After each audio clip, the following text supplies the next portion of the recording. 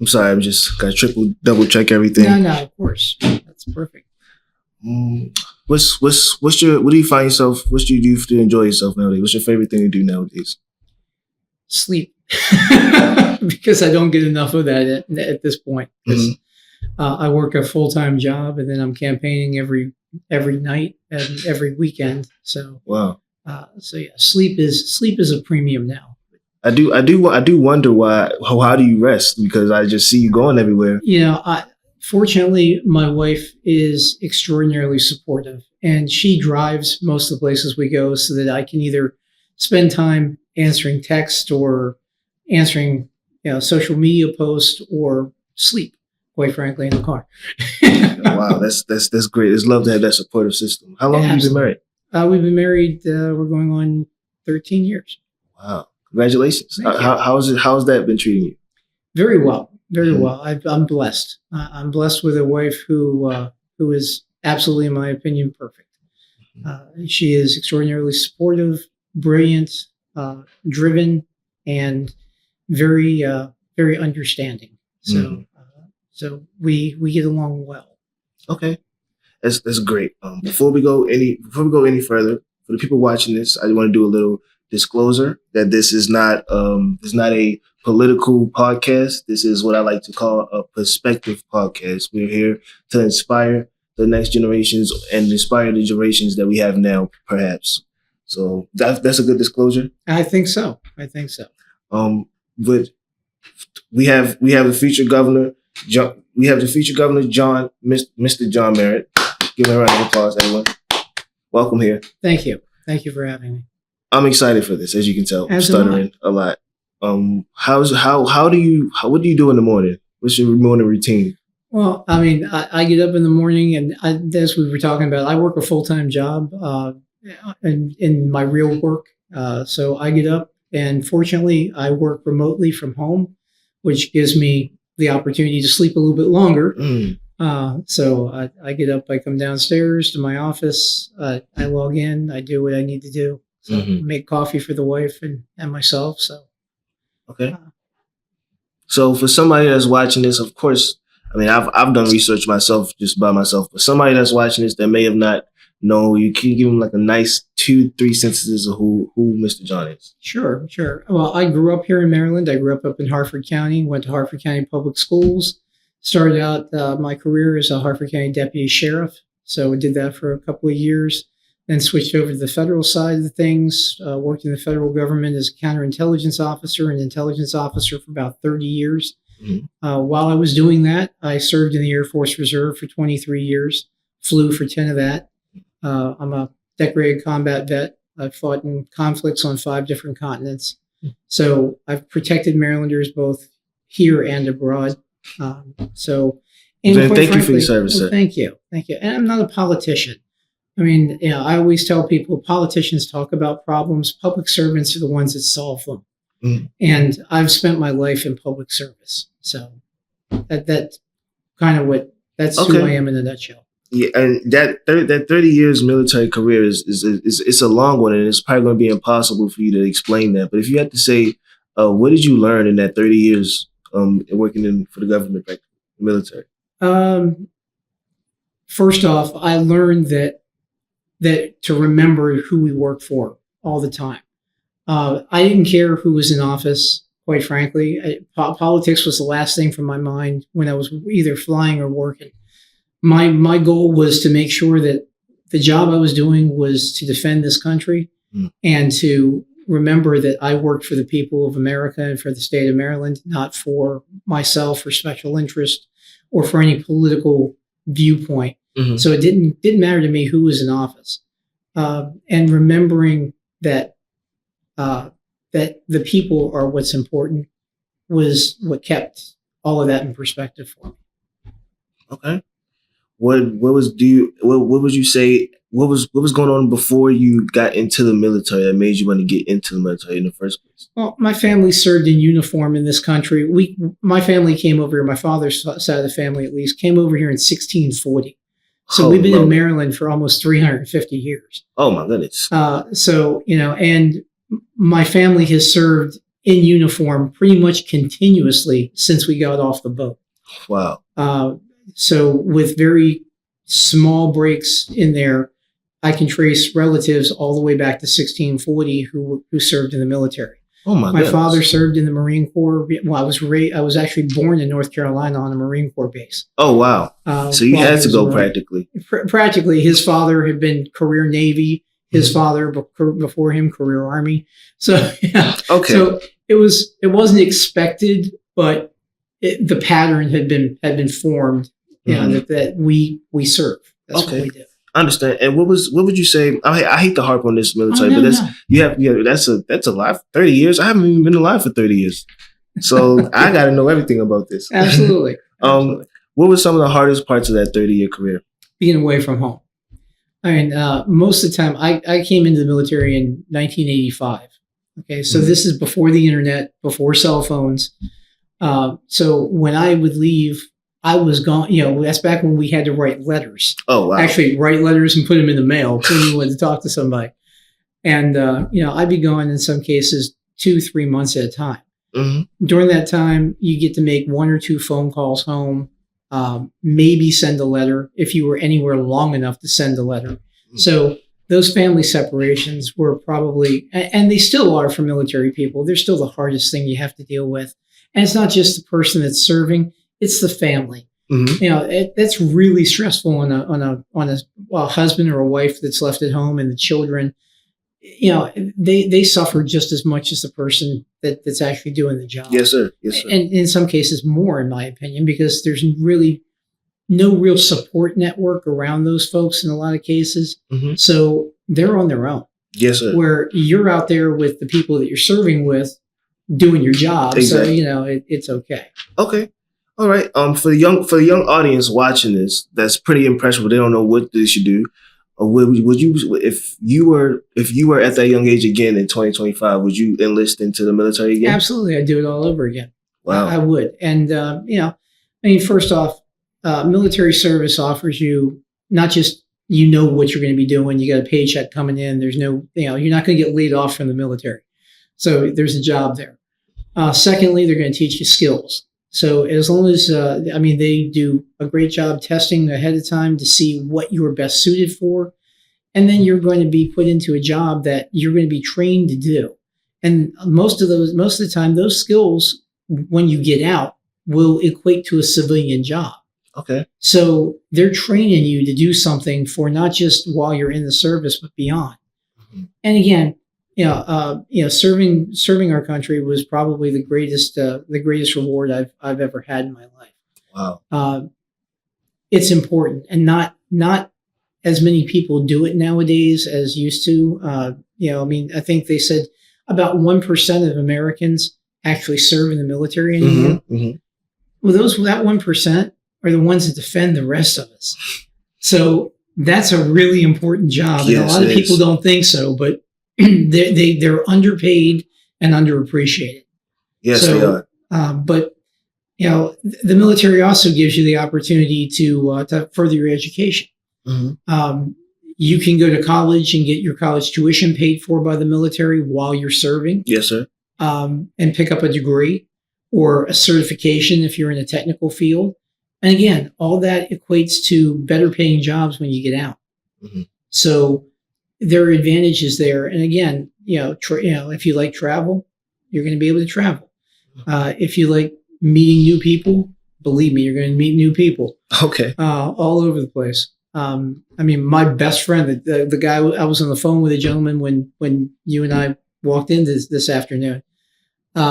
I met him in the Air Force, in basic training when we went in the Air Force. Okay. That was over 40 years ago. Oh my goodness. This man is my brother. Oh wow.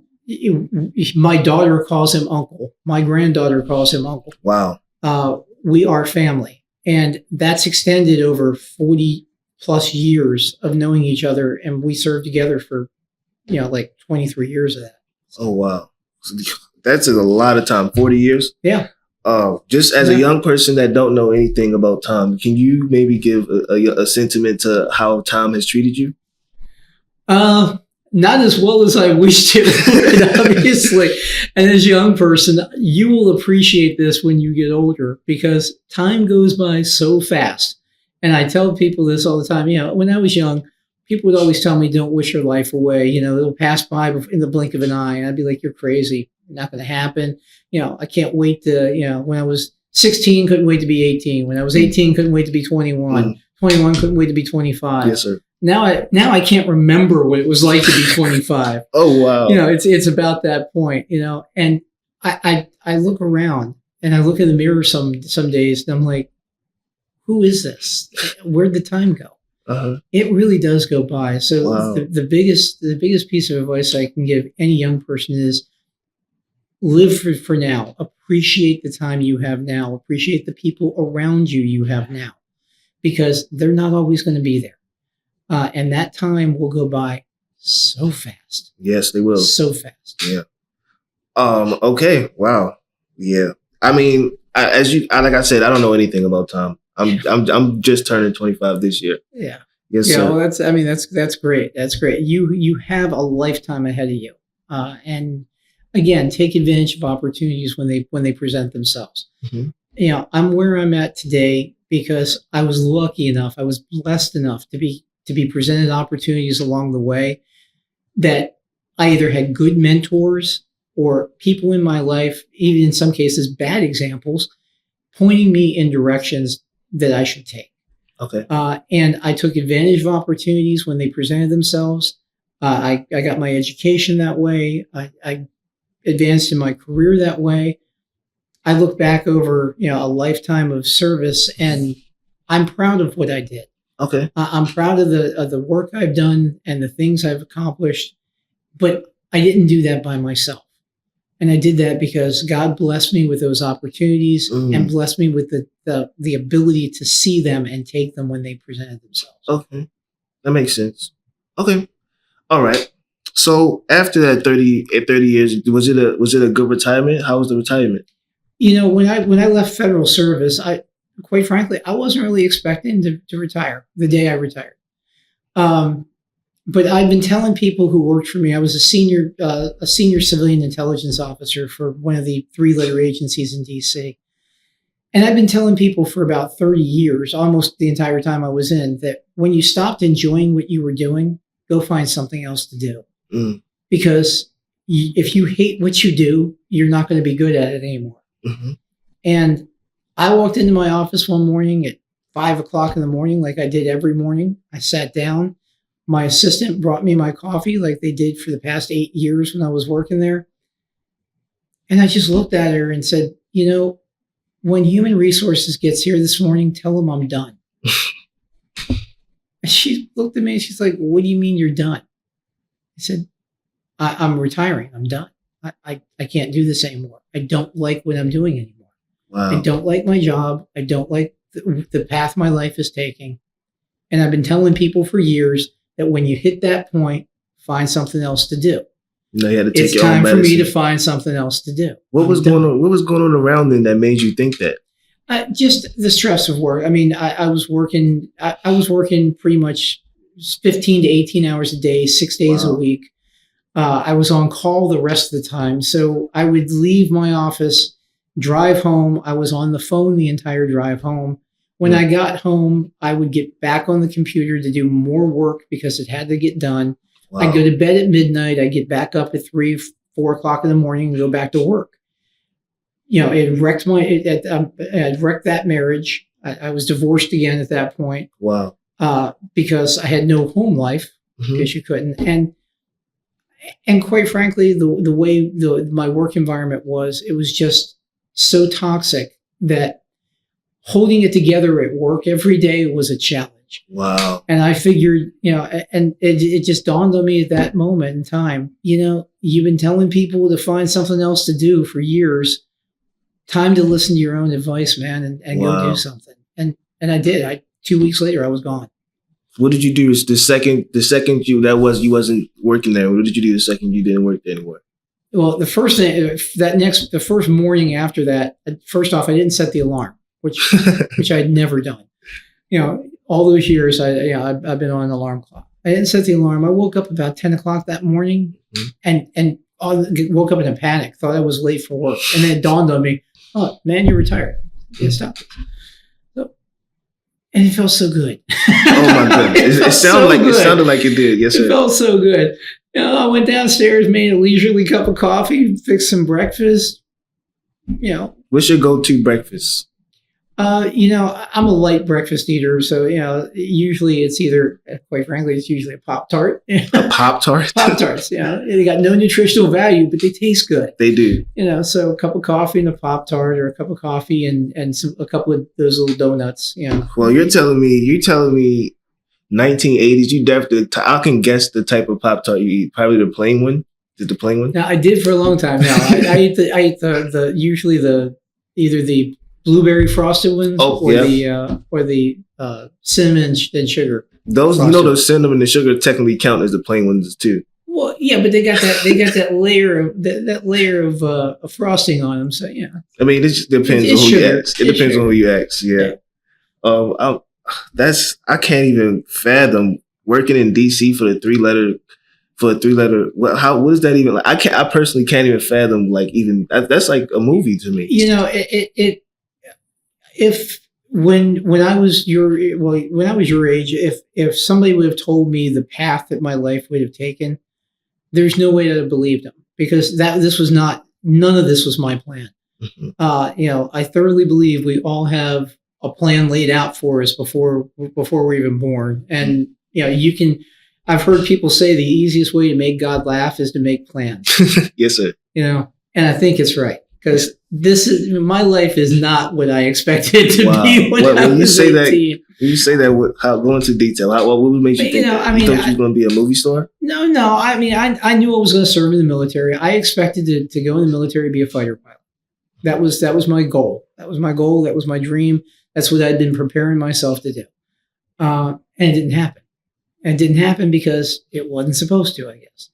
Now, I flew for 10 years, but I flew as an enlisted man on C-5 Galaxies out of Dover. So I flew the largest aircraft in the American world for the military as an engineer, as a flight engineer, for 10 years. Holy moly. So I got to fly, just not fighters. Mm-hmm.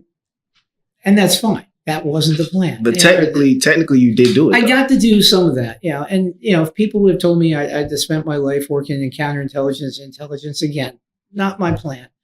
I figured I was going to fly for 20 years, retire, get a job with the airlines, like most of the pilots do. Get a job with the airlines, fly airliners for another 10 years, retire, and sit back on the beach somewhere. Mm-hmm. With 2.5 kids and a wife that I'd married and stayed with the entire time. Okay. None of that worked. Oh, wow. None of that happened. Yeah. But I mean, the ride, it's been a great ride. I mean, I've gotten to see the best parts of the world and the worst parts of the world. I've traveled to over 135 countries in my career. I've been and seen some incredible things. Mm-hmm. I've been to the seven wonders of the world. I've been to the Great Wall of China. I've climbed on the pyramids in Egypt. I've gotten to be in position to see some of the most important events in modern history. Wow. I was in Berlin the night the Berlin Wall fell. Wow. I took a piece of the Berlin Wall off the wall myself. What? Got it at home. Oh my goodness. I was in Red Square the night the Soviet Union collapsed and became Russia again. Oh my goodness. And watched and saw them take the hammer and sickle flag down off of the Kremlin and put the Russian imperial flag back up. I was in Germany, in Frankfurt, on Unification Day, the day that East and West Germany reunified into one Germany. Oh my goodness. I've seen wonderful things. I've seen horrible things too. I flew missions in Rwanda after the massacres there. Oh. I've served in combat on 5 different continents. I've seen war up close and personal. Yes, sir. I've seen the tragedy that happens and that makes in people's lives. So I've seen the best and worst of man. And again, and I've got to do and see and be places that I never would have imagined. Mm. And none of it planned. Wow. None of it anywhere in my plan. Running for governor wasn't in my plan. I hate politics. I do. I absolutely do. I have no use for politics whatsoever. And I told people last night, I was out in Hagerstown at an event, and I told them flat out, if you'd have told me a year ago, I'd be sitting talking to a group of people about running for governor, I'd have sent you for a drug test. Because there is no way on earth I was going to do this. Wow. None. But here we are, because it's the plan. It's crazy. It's crazy how life works out. It is. It is. And like you said, I have a whole lifetime ahead of me. So yeah, you'll make plans. You'll make plans, and some of them may happen. Maybe not the way you want. Maybe not when you want. Some of them may happen. But your life is going to take so many twists and turns over the next 50, 60 years. You're going to look back and you're not even going to recognize where you were. I can't even fathom 50, 60 years, sir. I couldn't either. And now I look back at it. Okay. Oh my goodness. Like you, I can go for an hour long just asking you about questions about traveling, but I'm just going to boil it down to pretty much, because we got bigger things to talk about. Sure. I was traveling around to all these different countries. What's one thing that stuck out to you? People are people. Mm-hmm. I wish more Americans had the chance to travel abroad. And going down to Mexico, going down to Cancun for hanging out on the beach, or going up to Canada is not traveling abroad. Okay, yeah, they're foreign countries, but believe me, this world's a lot bigger. Yes, it is. But one thing that's the same all over the world is people want the same things. They want to be left alone by their government. They want to be able to raise their families in peace. They want prosperity. They want to be able to succeed, and they want their children to be able to succeed. And I don't care if you're, in Australia or Angola, if you're in Iraq or you're in Russia, it doesn't matter. All people want the same thing. It's just different ways that they get there. Mm-hmm. And all people are basically good, quite frankly. Have I met some evil people along the way? Absolutely. Yes, sir. Absolutely. But I have met far more, scores more good people along the way. And it doesn't matter where you're at. Wow. People will treat you well. People don't hate just to hate. You got to give them a reason to hate. Mm-hmm. People don't want to hate. They want to be friendly. They want to be welcoming. Okay. And everywhere I've gone, unless there's been a definite reason. Obviously in combat, there's a different reason, but yes, sir. Unless there's a compelling reason, most people, they treat you well. They treat you with respect, and they treat you very, very courteously. Yes. And that actually is a surprising thing. It is for me, just from my demographic and my audience, that is a surprising thing. Yes, sir. Yeah. It happens. People have a bad perspective of the city, of Baltimore City. Obviously, they all they see is what they saw on The Wire. Yes, sir. And they think this place is crime ridden and drugs, and everywhere you go, you're going to get murdered. You and I both know that's wrong. Yes, I grew up in East Baltimore. And my family, my mother's from East Baltimore, my father's from Dundalk. Mm-hmm. We spent every weekend downtown here. I worked, one of my first jobs in the military, I worked at the recruiting station on North Howard Street. Wow. So, I worked downtown here. There's nothing wrong with Baltimore. Exactly. There's nothing wrong with Baltimore that some good management can't fix. Exactly. The people of Baltimore aren't the problem. No, sir. The people of Maryland aren't the problem. The people of America aren't the problem. It's our leadership. It's the people we put in the positions to oversee how they do business. Mm-hmm. That's the problem. Mm-hmm. I walk downtown here all the time. I don't have a problem. Nobody bothers me. People are polite. Yes, they are. I'm polite to everyone else. People are people. And if you recognize that, and if you treat people that way, people treat you the way you treat them. Yeah. It's that simple. Yes, they do. Yes, it is. And what makes to those people that can't get past that? What do you think about that? I feel sad for them. I really do, because if you approach people with an open mind, people will shock you. They will absolutely surprise you with how polite, courteous, and friendly they can be. Now is everybody that way? No, come on. I mean, we both know not everybody's that way. Yep. But the vast majority of people are. Mm-hmm. And if you approach people and treat them the way you want to be treated, you'll be amazed. Yes, sir. Every single time. Okay. Let's see. I want to see if I have any more personal questions for you before. Fire away. For as a young man, and I'm in the process of transitioning my life to be a man and start my family and start my. What advice would you have? I mean, because you've done everything twice over than I've done. Yeah, and I've screwed up a lot of that twice over too, or at least twice over. Believe me. Learn from your mistakes. That's the best advice I can give you. Learn from your mistakes. You're going to make them. And when you make them, own them.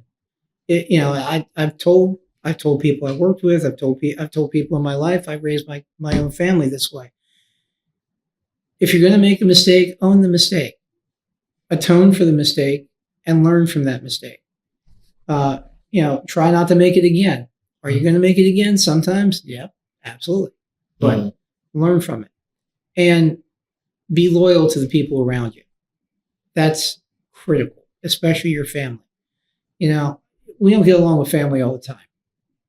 I don't, and nobody I know gets along with their family 100% of the time. Mm-mm. But you know what? They're family, and you can't pick them.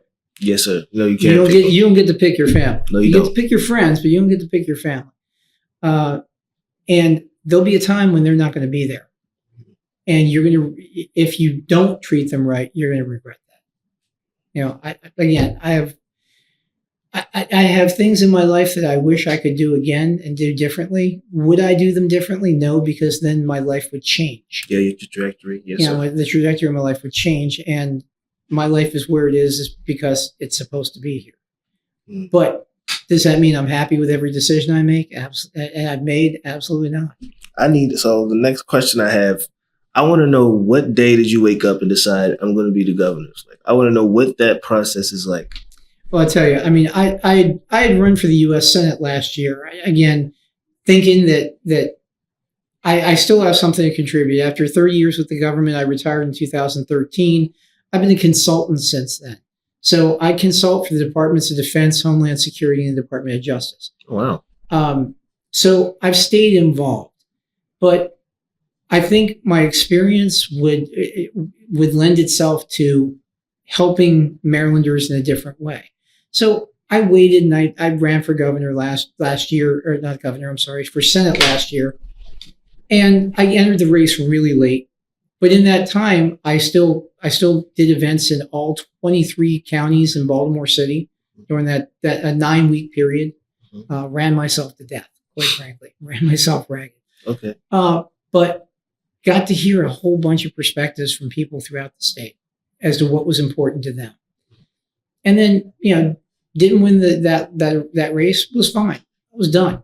Let's go back to doing the consulting, go back to spending time with my wife and my family. Everything was good to go. Mm-hmm. But after this last election, I got about 400 phone calls from people from throughout the state asking me, and in some cases begging me to run for governor. Wow. Because they were so dissatisfied with the current administration. Mm. And quite frankly, again, wasn't on my plan. Was not anywhere in the plan. So my wife and I talked about it. We're like, let's give this some thought over the holidays. And we went to, we always go away for New Year's. So we went to Venice, Italy this year for New Year's. Italy? Yeah. Holy moly. Yeah. Okay. Well, last year we were in Casablanca, Morocco. The year before that in Cairo. Holy moly. So we travel. We're both fairly well-traveled people. So we, even before we met, my wife is very well-traveled. But I try to take her places that I like, that I spent a lot of time in, so that she can gain that perspective too. Mm-hmm. So this year we went to Venice. And we're at a New Year's party, black tie event, overlooking St. Mark's Square. Wow. Beautiful setting, great classic place. And a man walks up to me I'd never met before and looks at me and says, "Didn't you run for Senate in Maryland last year?" I'm in Italy. Who are you, and why are you asking me this question? Do you have the accent? I got a drink in my hand. And I'm like, yeah, I did. He said, "I voted for you, and you should run for governor." And then he introduced himself. Well, he owns an IT company down in Annapolis. Mm-hmm. Very wealthy gentleman in Annapolis. And again, my best friend my brother was with me. We traveled together for New Year's a lot of times. Okay. So he was with me, and he walked up and he said, well, he's thinking about running for governor. He's like, great, you should run. Holy moly. And my wife was standing there, and she said, well, I guess that's the sign we were waiting to hear, because you got people asking you to do this, and now you're on the other side of the world, and somebody's telling you to do this. Maybe this is what you're supposed to be doing. So we came back, and it was like, okay, I guess we're going to do this. So here we are. Wow. Oh, wow. What a story. Yeah. I mean, again, totally unexpected, not in the plan whatsoever. So, fate has a way of playing tricks on you. Yes, it does. Well, what have you now? This process from running from that day up until today. Yep. What's some of the things that you've learned? Or some of the things you took away from this process? Like, again, having great people around you. We entered the race in February, because that's when the end of February was when you could formally file for the governor's race. So I filed February 26th, the first day that it was open. Mm-hmm. But in the process between the first of the year and then, I started talking with people and getting some of the people that were supporting me around me, who I could trust, people I know have Maryland's best interest at heart, and across the entire state. So we started putting together a team of trusted advisors, and understanding how important other people's perspectives is critical to this job. I've heard from so many people that when they talk to politicians, they get talked down to. Politicians don't talk to me. They don't listen to me. They tell me what they think I need to hear. Yes, sir. And that's offensive to me, quite frankly, as a Marylander. We vote for these people. And I don't care what office it is. I don't care if it's city council, to the mayor, to the governor, to the president. These people work for you and me. They work for us. Yes, sir. And the more I listen to people throughout the state, the more I hear the same thing. And that makes me angry, quite frankly, because that's not how it was supposed to be. And that's not the person that I am. And it's not that's not who I'll ever be. Okay. People who get elected to office tend to think that they're there to rule over you and me. They forget that they work for you and me, that we actually rule over them. Yeah. And, the other thing I hear a lot is people say, well, my vote doesn't matter. How can you say that? I spent my entire adult life, defending your right to cast that ballot. Yes, sir. I put my life on the line countless times to defend your right. If that was me, I would take that way harder than if I was you. And I do, I take it personally, because, and I've lost friends defending your right to vote, your right to cast that ballot. And people that sit back and don't bother to exercise that right, in my opinion, have very little right to complain about things, because yes, sir, we get the government that we deserve. Mm-hmm. Because we're the ones who elect them. Pretty much, yes, sir. And like the last governor's race, good example, 2022, only 22% of Marylanders voted. Yeah, that was sad. That means 8 out of every 10 eligible voters sat on their couch and let 2 people make the decision for the rest of us. Yes, sir. They did. And then you wonder why things are messed up.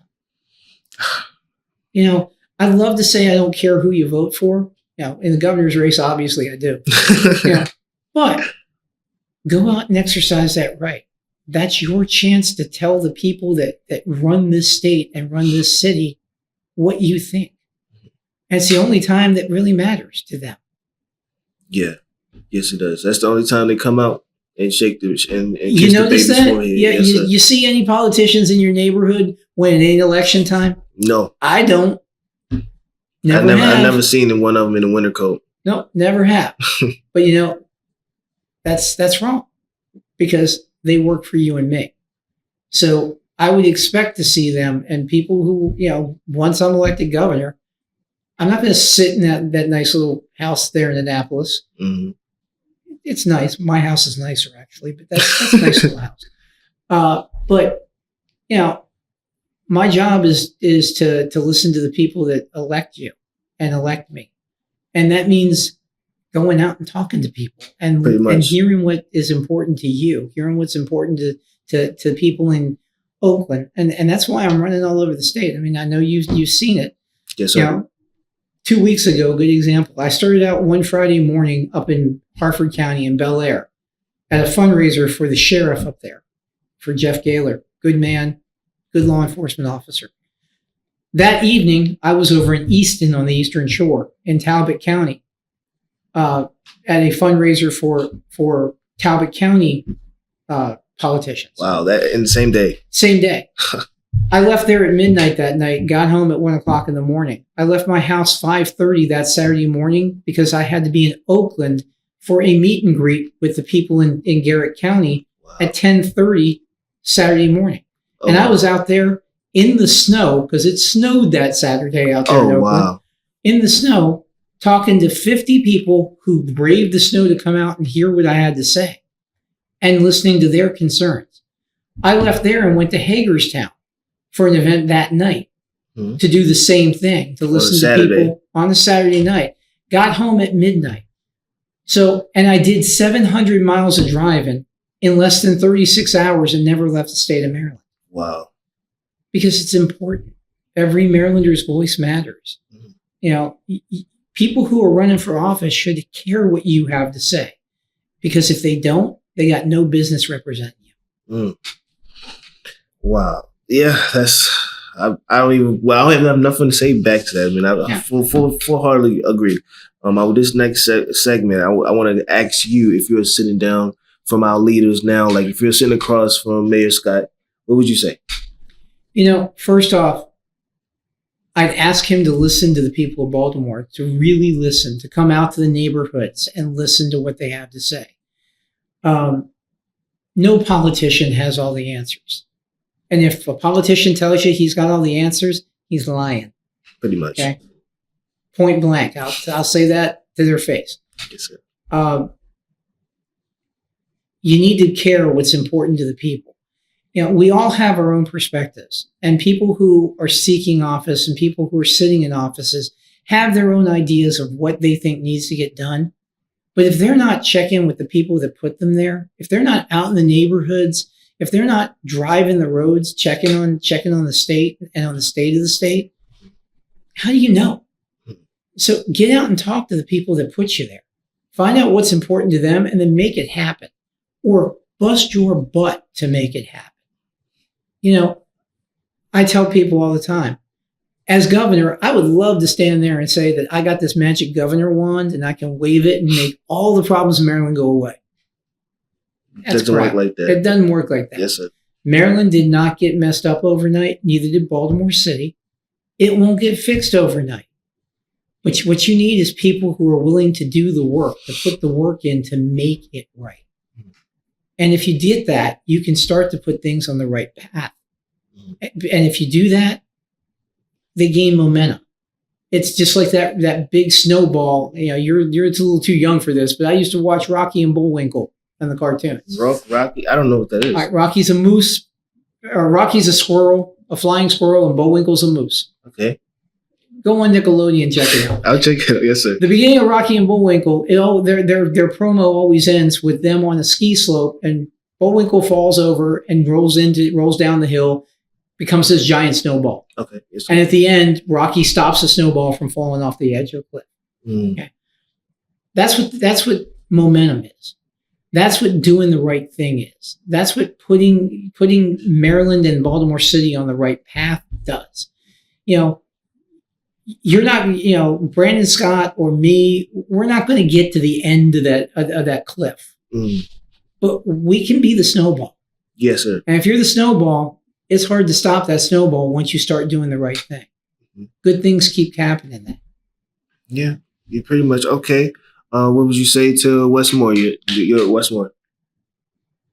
I have a lot of respect for Westmore. I do, as a man and as a fellow veteran. He served our country well, just as I did, and I respect him for that. I do not, for the life of me, understand why he has taken some of the positions he has taken. And what I would say to him is, do you think what you're doing is in Maryland's best interest? Mm-hmm. Because a lot of Marylanders don't think so. And if you look at the poll numbers, Way more than a lot. you look at the poll numbers, his popularity has dropped almost 20 points in the past 3 months. 3 months, a 20-point drop. Mm-hmm. That's telling you you're doing something wrong. Exactly. Yes, sir. And from a political standpoint, if that's what's happening to your poll numbers, you better figure out what it is that's driving them down. Yes, sir. Because you don't survive in politics by having a majority of the people see what you're doing is wrong. Yeah, pretty much. You don't get reelected that way. No, you don't. And quite frankly, I hope he doesn't change. I hope he doesn't change his position. That'd be good for you. Yeah, that'd be good for me. Yes, sir. But it's bad for Maryland. And I would ask him to stop, take a minute. And the same thing I would tell Mayor Scott. Talk to the people of Maryland. Talk to the people of Baltimore. Talk to the people of Maryland. Find out what's important to them and then make it happen. Stop taking positions that are screwing Marylanders every time. Yeah. Just from sitting here talking to you and you're telling me how you have a busy weekends traveling, talking to everyone. What do you think the problems are that they're not addressing?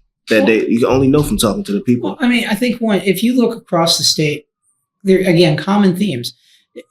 Western Maryland is different from the Eastern Shore, different from Baltimore City as far as lifestyle and the way things are. But there are some common themes that unite all Marylanders. One is economic opportunities. I saw a poll that the Baltimore Sun did, or actually UMBC did it. The Sun published it last week. That said here in the city, the number one concern is economic opportunities. Well, no kidding. You got to be able to feed your family. You got to be able to put a roof over your head. And you can't do that if the government keeps reaching into your pocket and taking cash. Yes. And you can't do that if the government has made it so oppressive for businesses to come to Maryland or to survive in Maryland that you can't get a job. That's got to change. It's got to be fixed. And It can be fixed. Again, none of this is rocket science. I don't have all the answers, but I do know that what we're doing is wrong. And I do know that some of this ain't hard. It really isn't. Lower the tax structure for businesses. You encourage businesses to stay in Maryland and you bring businesses to Maryland. Like President Trump or not, he announced that since he's been president, $7 trillion worth of investments come to the United States, right? Yes, you know how much of that's coming to Maryland? No. Not $1. Oh, wow. Not $1. Wow. Why? Because our tax structure here is so oppressive for businesses. Businesses are moving out. McCormick Spice Company, Old Bay Seasoning. Yeah. We're Baltimoreans, okay? We're Marylanders, right? Sir. Can you imagine Maryland with Old Bay? It doesn't get any more Maryland than Old Bay, right? Yeah. They're talking about moving to Virginia because of the business taxes here in Maryland. Oh, no. They've been in Baltimore for 140 years. Oh, wow. Yeah, we need Old Bay to stay here. Yeah. If we don't do anything we else. We can't lose that company. Not only the jobs, just the history and what it means to Maryland. But you're going to tax them so bad that they're going to go across the river and then we're going to have to import Old Bay? No. As somebody who grew up here, that doesn't happen. I need to go stock up on some Old Bay. No kidding. Okay. So business opportunities for Marylanders, the education system. You hear that across the state. People in Annapolis came up with this blueprint for education. They think it's a wonderful thing. 3 years into it, we've dumped billions of dollars into it, and our test scores in their schools continue to go down. Yes, horrible. You don't have to be a rocket scientist to know that obviously throwing money at the problem is not the answer. Yeah. Letting teachers get back to teaching, because we've got some outstanding teachers in Maryland. Yes, we do. Outstanding teachers. Yes, we do. And they want to do the right thing. But they're not being allowed to go back and send the problem kids down to the vice principal's office so you can teach the other 29 kids in your classroom, which is ridiculous to have that many in a classroom. Yeah, it's ridiculous. But they're not being allowed to have the time to teach math, reading, science, English, social studies, the things that you need to survive and to succeed as a functioning adult. Yes, exactly. Right? Graduating with a Maryland high school diploma means nothing if you can't read it. Pretty much, you don't know how to use it. And no business is going to hire you if you can't read and do math. Mm-mm. Right now, Maryland spends more than 37 other states in the nation every year on each student. We spend about $20,000. It's actually $19,818 last year on each and every student in the state of Maryland across the state. Wow. Yet our 4th and 8th graders, math and reading skills on their test results are below the national average. Yeah, I saw that. Yes, sir. Okay. Why? Because according to the State Board of Education, only 25% of all that money we're throwing into education actually makes it into the classroom. Mm-hmm. I see a problem with that. Yes. Again, you don't have to be a rocket scientist to know that there's something wrong. Exactly. I want to see more teachers in the classrooms. I want to see class sizes smaller. We've got a team that I think we can come up with a plan that won't bankrupt the state like the blueprint is doing. Has done.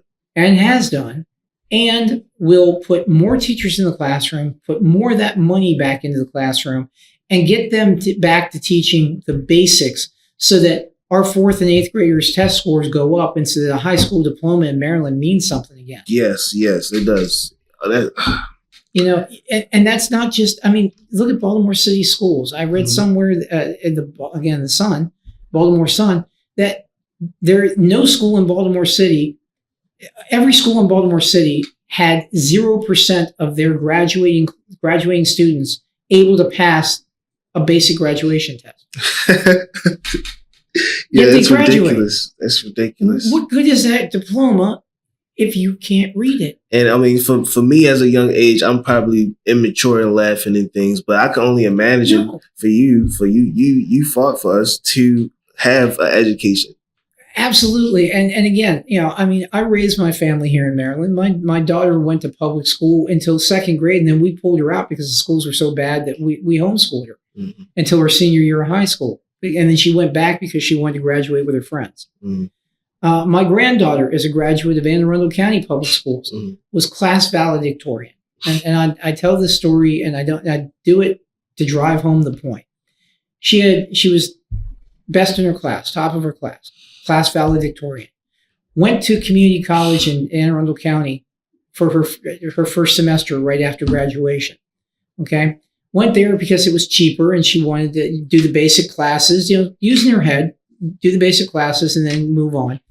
Failed out the first semester because she couldn't do basic reading and math. Oh my goodness. She was the valedictorian of her class. Top of her class. That sentence doesn't even make sense. No, it doesn't. And it wasn't because she was lazy or stupid. Obviously, she's, you know, valedictorian. Yes, sir. It's because the education she received didn't prepare her for college. Just like, yeah, pretty much. And the education she received doesn't prepare her for life after high school. Doesn't. And again, isn't that the point of education? Isn't that what every parent aspires as a parent, as a grandparent? I want my child and my grandchild to do better than I did. Exactly. Which means they have to have opportunity and education. And if we're not giving it to them, and those are the two biggest things, the two biggest concerns here in Baltimore City, according to that UMBC poll. That's the biggest thing for everyone. The economy and the state of the public schools. That should be a concern for anybody, let alone, I mean. And then third was crime. Gee, go figure. Yeah. We should be handling that in the first place. I don't know I couldn't tell you the first thing to do, but hopefully I trust you enough. You know what you're doing. I appreciate that. And again, I don't have all the answers, but I've got a good team of people around me. We're announcing my lieutenant governor selection on Wednesday down at the State House. I think we have picked the most absolutely qualified, experienced, helpful individual that Maryland has probably ever seen to go into that job. Wow. And I say that not because it was my selection, which it was, but we screened a whole bunch of people over the past several months. And there's no one in this state more qualified to be lieutenant governor than my selection. Wow. And that individual will help us in ways that people it'll be apparent after we make the announcement, but in things like education and in common sense approaches to how we govern Maryland. where there will be a real partner with me in governing Maryland, not just somebody standing there to smile and wave, like our current lieutenant governor does, quite frankly. And Pretty much. I don't know her personally. I've only heard her speak in her 2 years in office one time. Yeah, I haven't heard her speak. I wasn't impressed. Oh, wow. That being said, could have been an off day. I know, again, I don't know her personally, so I can't make a judgment that way. Yes, sir. But I know that she has not been visible to the public. I know that she has not been doing what could be done to help Marylanders and to help people in the city and people in the counties. My lieutenant governor will. My lieutenant governor is not going to sit in an office somewhere and hide. My lieutenant governor is going to be out in the streets. My lieutenant governor is going to be in the schools, in the businesses, in the legislature, talking with people, making things happen, just like I will be, because my lieutenant governor selection cares. Wow. And it starts with people who care, people who aren't looking at this as a stepping stone for a higher office. Yes, sir. Like I said, I wasn't planning on being governor. You're supposed to be on the beach right now. I'm supposed to be on the beach sipping a margarita, man. Seriously. And I would be happy doing that. Mm-hmm. You have no idea how happy that would make me. But this is what needs to be done. And this is where I've been led to. And this is where my talents and my skills are best suited to help Marylanders. Yes, sir. Like I say, I was raised in a working class family here. We were always taught, though, that we don't run away from fights, we run towards them. Yeah, in this perspective, you're running into a burning building. And I gladly do it. And again, ain't like I haven't done that my entire career. But I gladly do that because that's how I was raised. And that's the way we're all supposed to be. Yes, sir. If you're not willing to help the people around you, and not just the people, your friends and your family, but the people around you, and do what you can to make their lives better, you got no business running for a public office. Yes, sir. I'm sorry. That's just the simple fact. It's embarrassing that we have to even say that. It really is. It really is. And I don't blame Democrats for it. I don't blame Republicans, because they all do it. We all do it. All parties do it. All the political parties. So, and all political parties have good people in them. Obviously. Yes, they do. And good people serving. I'm not saying that every Democrat in office is bad or every Republican is great. No, far from it. No. There are bad Republicans. There are great Democrats. But there's not enough of either. There's not enough of the great ones of either party. No, it's not, sir. There's not as many as there should be. You're always going to have You're always going to have a certain percentage in any demographic. Mm-hmm. Of people that you have no business being there. Yes, sir. You're always going to have that. That number, though, should be very low, especially when it comes to political offices. Exactly. And unfortunately, it's the total opposite. It's the total opposite. Yes, sir. Well, I appreciate you. Thank you for doing this for me. No, I appreciate you affording me the opportunity to voice these concerns. Again, my family's been here forever. Since before the country was here. Way before. Way before. I will not be run out. When I retired, my wife is also a veteran. She was an Army Reserve officer. Went and got her law degree. Went in the Air Force as an active duty JAG officer. When she left active duty, we were going to move to Florida. Why? Mm-hmm. No state income tax. Good weather. Beaches where I could sit there with a margarita. Yes, right? It is. And not have to go nowhere. Right there. We came home. We came back to Maryland because this is home. Mm. I will not be chased out of my home, and nor should you, by people who don't know how to lead and don't know how to manage. And I won't sit back and do nothing if there's something I can do about it.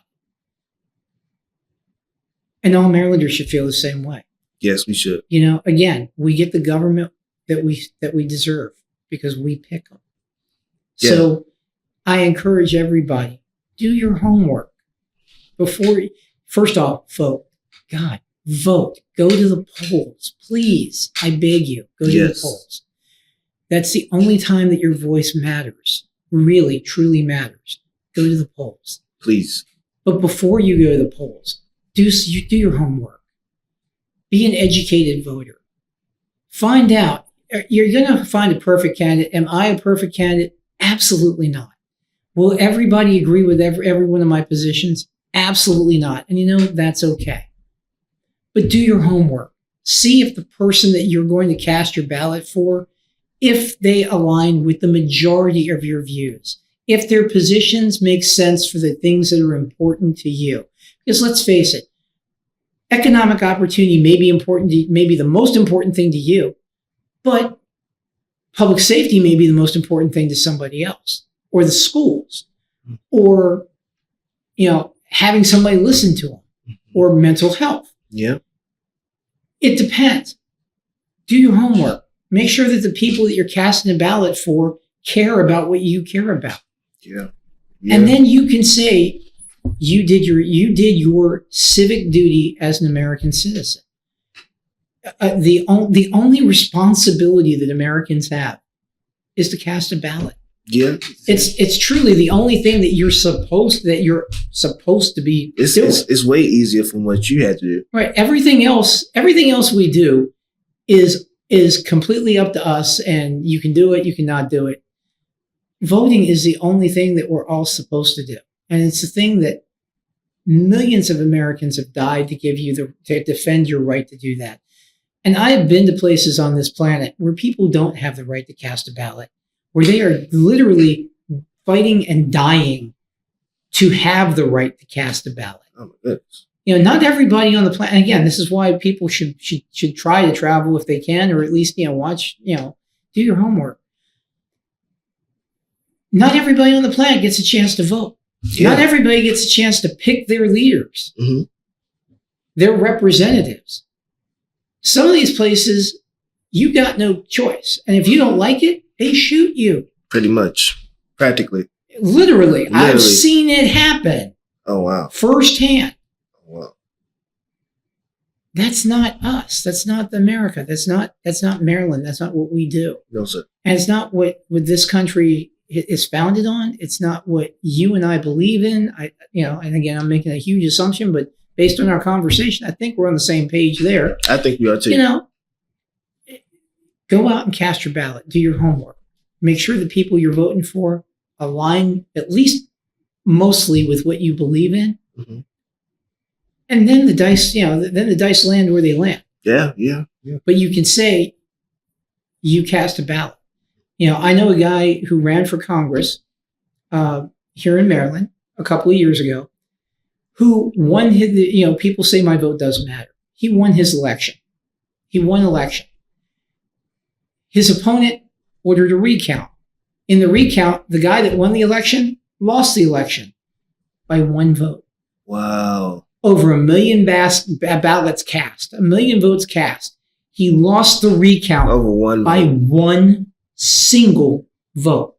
I think his perspective on whether your vote matters or not might be a little different than most people. That's a lot. Okay? Yeah, that's your vote matters. And what's more important is when you sit on the couch and let somebody else make those decisions for you, you forfeit your right to complain because you had your say at the ballot box and you chose not to make it. Yep. So please don't be that couch potato. Be somebody who stands up for yourself. Yes, sir. And who wants your voice heard. Will we win all the time? Is the people you vote for going to win all the time? No. Of course not. But you know what? Your voice was heard. Yes, it was. I want to ask you, as we come to the end of this, I want to ask you your favorite things about Maryland. I mean, you of course been in Maryland, Baltimore for a lifetime longer than me. What is something I should look for? What's your favorite parts about Maryland? Again, honestly, the people. Marylanders, I have traveled all over the world. I have lived all over the world during my career. Marylanders are unique because I've never met a Marylander. I've never met a stranger in Maryland, quite frankly. Marylanders are the most helpful, most friendly people I have ever met anywhere on the planet. And that's special. That's really, truly remarkable. Yes, sir. We have such a beautiful state. I mean, there aren't many places. Honestly, California is probably the only other place in the country where you can go skiing in the morning in the mountains and go to the beach in the afternoon. Yes, sir. We have everything here. We do. I mean, the Chesapeake Bay, incredible. The world's largest estuary system, incredible resource, natural resource. We have the mountains out west. We have the Eastern Shore. We have history here. This is one of the most historic states there is. The Star-Spangled Banner was written 2 miles from where we're sitting right now. Pretty much, Fort McHenry is here in Baltimore. I hope people go and see it. It's right down the street. I go see it all the time. It's beautiful. It's great. It's history. It's who we are. It's Baltimore. It's Maryland. And Annapolis. If you get a chance, drive down to Annapolis. Walk the streets of Annapolis. Our State House. The oldest continuous use State House in the country. Wow. Okay? We've been using that State House since before the Revolutionary War. Holy guacamole. It's the only state in the Union that way. I didn't even know that. Yeah. And again, the history of Maryland, everything from the American Revolution to the Civil War. Frederick Douglass lived here. Harriet Tubman lived here. Yeah. This is Maryland. This is Baltimore. There is no place in the world that has what Maryland has.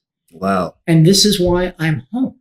And this is why I will be honored, truly honored, to be governor of this state. I just blew my mind. I did not know all that stuff about Maryland. Yeah, people think Maryland's just this little dinky state.